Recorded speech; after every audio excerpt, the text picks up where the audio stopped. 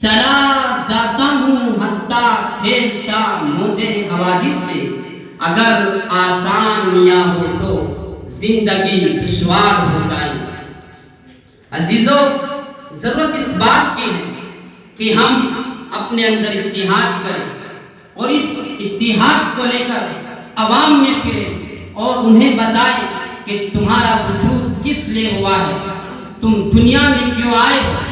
سب سے جو مین مقصد ہو سکتا ہے اس پر نظر ڈالی جائے، اور مین مقصد وہی ہے کہ اقرأ باسم ربک الذی خلق الانسان من علق، کہ سب سے پہلے انسان کو تعلیم سے، بچے کو تعلیم سے آراستہ و پیراستہ کیا جائے۔ ویسے تو دنیا میں تعلیمی اداروں کی کمی نہیں، بہت سے کالجز ہیں، یونیورسٹیز ہیں، جامعات ہیں، اقامتی دانشگاہیں بے شمار ہیں، لوگ تعلیم حاصل کر رہے ہیں، پڑھ رہے ہیں، انسان بن رہے ہیں اور میدان میں نکل رہے ہیں، لیکن یہ نہیں معلوم کہ وہ ستارہ کہاں کھو گیا۔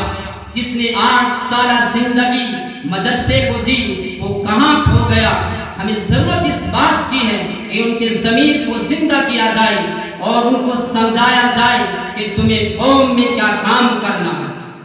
اسی مقصد کے تحت یہ پروگرام منعقد ہوا ہے۔ اللہ تبارک و تعالی ہمارے دلوں میں اس پروگرام کی قدر بٹھائے اور ہمیں یہاں سے اس فکر کو لے کر جانے کی توفیق عطا فرمائے۔ وآخر دعوانا ان الحمد للہ رب العالمین۔